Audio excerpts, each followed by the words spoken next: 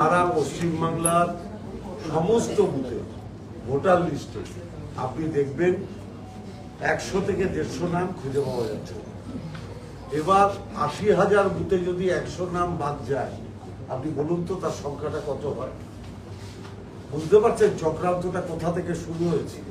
যে কথাটা প্রথম দিন আমাদের সর্বভারতীয় সাধারণ সম্পাদক অভিষেক বন্দ্যোপাধ্যায় বলেছেন, অন্যান্য রাজ্যে যেরকম ভাবে ওরা করেছে এই রাজ্যেও সেটা করতে চাইছে, কিন্তু মমতা ব্যানার্জির নেতৃত্বে 80,000 বুথে অভিষেক বন্দ্যোপাধ্যায়ের যে মনিটরিং, সেই মনিটরিং এর মাধ্যমে আমরা 80,000 বুথেই সজাগ আছি। তার জন্য আমরা আইডেন্টিফাই করতে পারছি কোন কোন নামগুলোকে ইন্টেনশনালি বাদ দেওয়া হচ্ছে। আমরা শুধু এটাই বললাম, কোনো অবস্থাতে এই নাম আপনারা বাদ দিতে পারবেন না। তার জন্য লড়াইটা যত দূর অব্দি নিয়ে যেতে হয় আমরা তত দূর অব্দি নিয়ে যাব। আর মাননীয় মনোজ আগরওয়াল সাহেবকে আমরা একটাই কথা বলে গেলাম যে আপনার ঘর থেকে বেরোনোর পরে বিজেপির নেতারা এত সংখ্যা বলছে কি করে?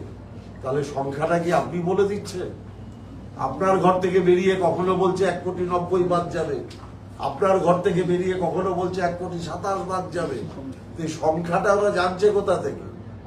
সংখ্যাটা কি আপনি সাপ্লাই করছেন না ওরা ওদের মন গড়া করে বলছে? কারণ ভারতবর্ষের ইতিহাসের যতগুলো গণতান্ত্রিক প্ল্যাটফর্ম ছিল, 2014 সালে এক ভদ্রলোক প্রধানমন্ত্রী হওয়ার পর সমস্ত গণতান্ত্রিক প্ল্যাটফর্মগুলোকে একটার পর একটা ধূলিসাৎ করে দেওয়া হয়েছে। শেষ আশার আলো ছিল নির্বাচন কমিশন। এই 2024-এর পর থেকে দেখছি এই গণতান্ত্রিক প্ল্যাটফর্মকেও কবজা করবার জন্য ষড়যন্ত্র সারা ভারতবর্ষে শুরু হয়ে গেছে। স্বাধীনতা আন্দোলনের প্রতিবাদ বাংলা থেকে শুরু হয়েছিল। এই হিটলারের স্বৈরতন্ত্রের বিরুদ্ধে প্রতিবাদটা 2026 সালে মমতা ব্যানার্জি, অভিষেক ব্যানার্জির নেতৃত্বে এই বাংলা থেকেই হবে। এটা আপনারা নিশ্চিন্ত থাকতে পারেন। বাংলার মানুষকেও আমরা আশ্বস্ত করছি শেষ দিন অবধি এই লড়াই জারি থাকবে।